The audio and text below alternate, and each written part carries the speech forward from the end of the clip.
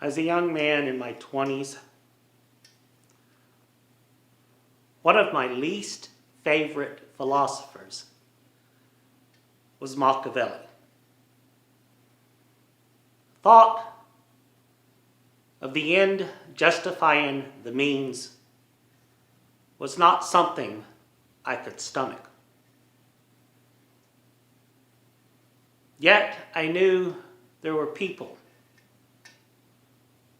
of very little integrity. And it was my obligation as a conservative Christian to oppose those people. If it meant lying about those people to prevent them from furthering their agenda, then so be it. If it meant discriminating against those people to prevent them from influencing my friends and my family members, that's what it took. However, at the age of 25, I had a Damascene conversion. I came out as a gay man. And coming out as a gay man put me at odds with my previous culture. I felt rejected by my family. I felt rejected by my culture. And now I was obliged to make enemies out of people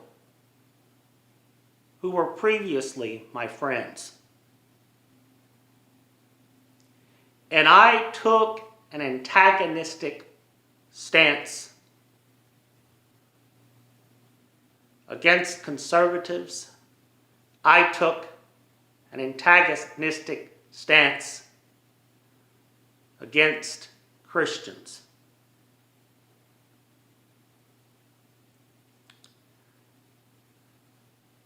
Yet, several years ago, while looking for work, my sister suggested that I work as a safety sitter in a hospital. I did. Yet the hospital was not at the medical center. The hospital was in Humble, a very conservative small town on the outskirts of Houston.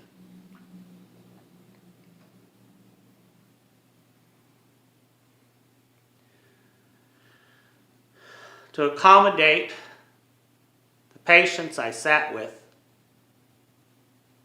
and to keep from losing my job, I refrained from talking about controversial topics.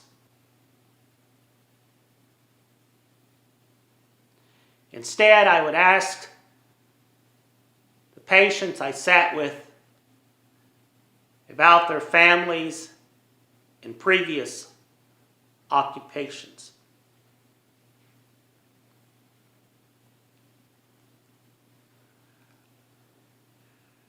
Refusing to talk about things of contention allowed me to see how much we had in common. And the patients I sat with liked me so much.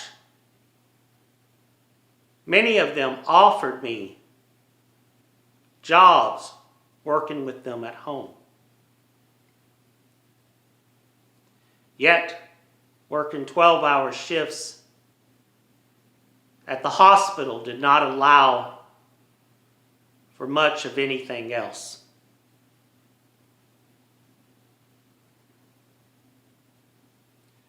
This opened my eyes. I began to question my way of looking at the world.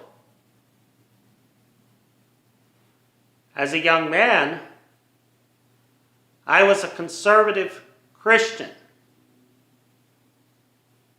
and the enemy was the far left. As I grew older, I became a far left liberal, and the enemy was the conservative Christian.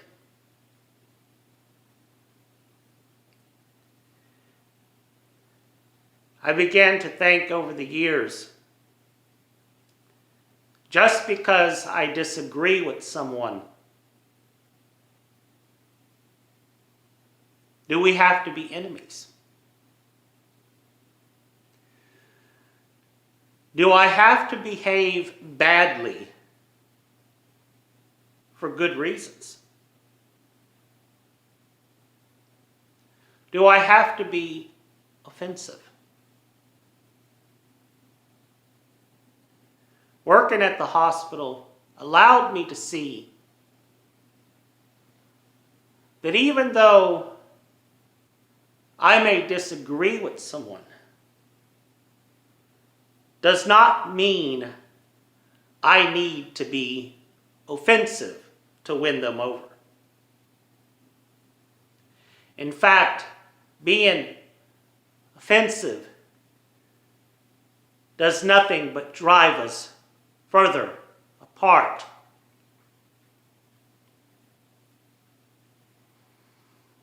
So now I believe in treating people the way I want them to treat me. I do not make friends by being an enemy.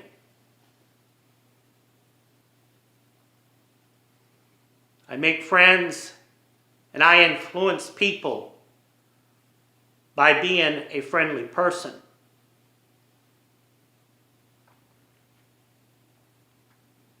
In 1970, a teacher by the name of Arlene Lawrence worked for a school in Brooklyn, New York. And the school that she worked at was not a school to be proud of.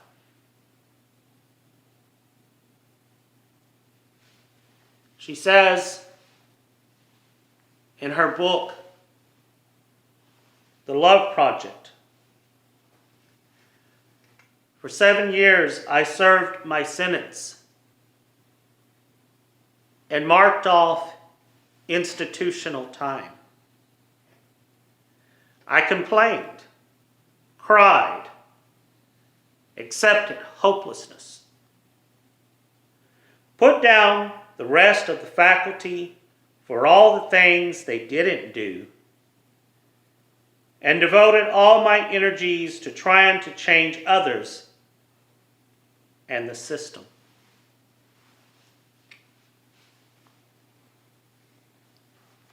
She realized that her efforts were not working.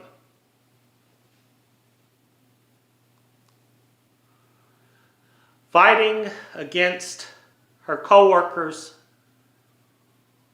trying to manipulate and control the people around her was not the solution. And hitting a brick wall, she had an epiphany. It came in on me, loud and clear, that I was the only one who could imprison or release me. that I was the only one I could do anything about changing.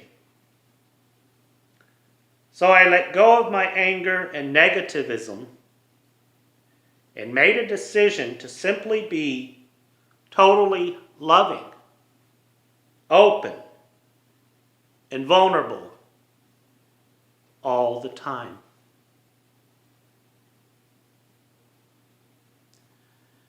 She starts this initiative, this is in 1970, called the Love Project.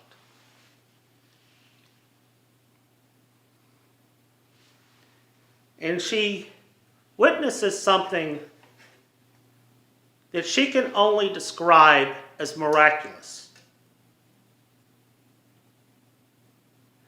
One way, she writes, to start a preventative program is to be the change you want to see happen. That is the essence and substance of the simple and successful endeavor known as the Love Project.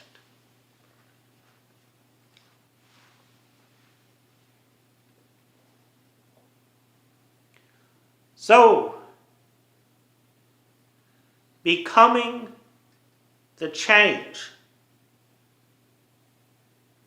that she wanted to see in her environment allowed her to see it.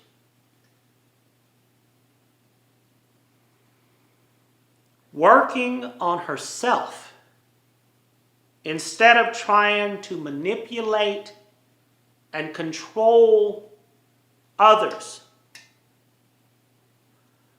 allowed her to see a positive change in her surroundings.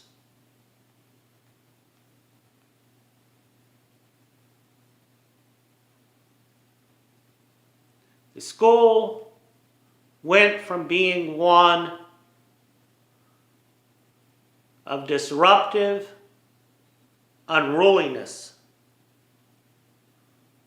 to one of cooperation and one in which she could be proud of.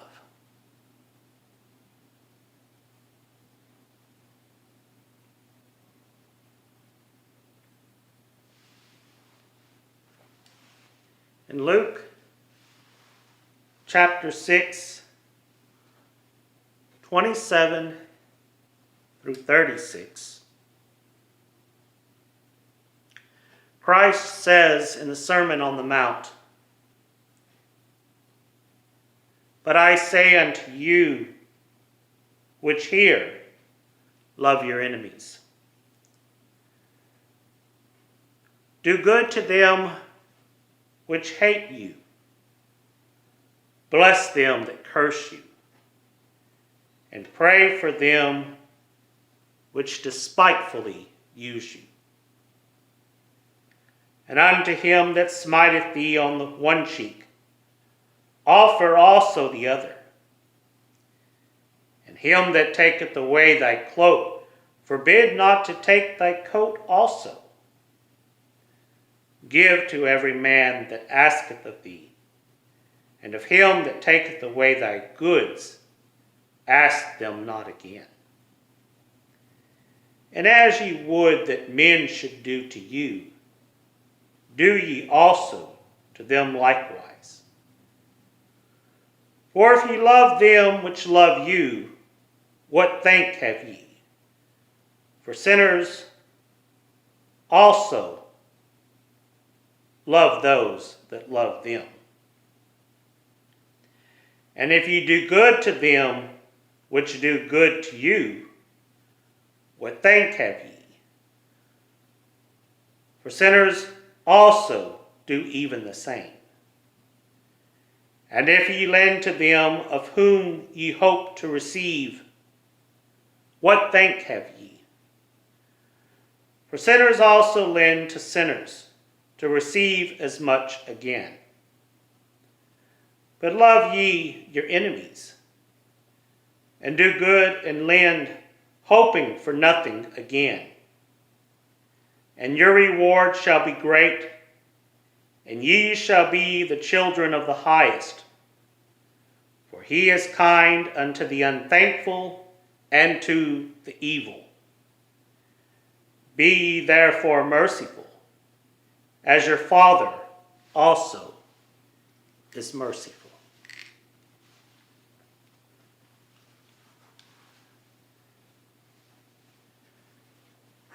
Instead of justifying my offensive behavior with my good intentions, instead of being blinded by my offensiveness or to my offensiveness, because I have good intentions, I believe it behooves me to be a good person, to love those who do not love me, to bless those who curse me, to do unto others as I would have them do unto me.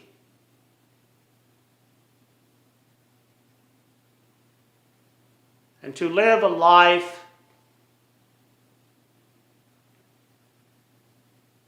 that I wish to see lived in the people that I oppose.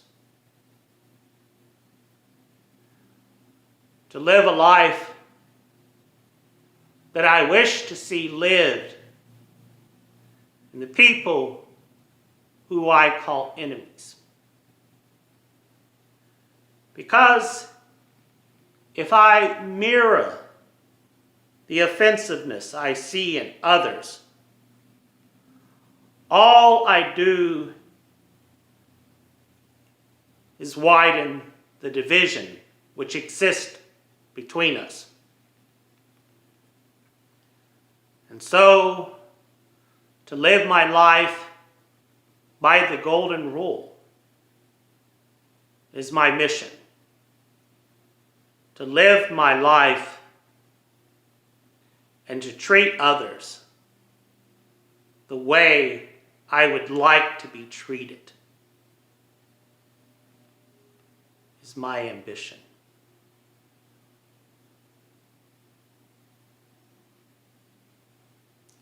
I can be mad and say, I don't like Machiavelli. I don't like consequentialism. I can say this is offensive, this is repulsive, all I want. But if I am justifying my actions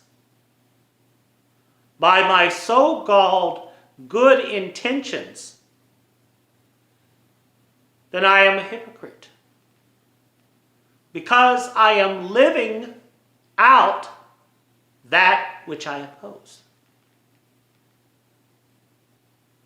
And so by my life, I demonstrate my beliefs. By my life, I demonstrate what I truly put my faith in. And it's by my life, by my example, do I make the world a better place to live.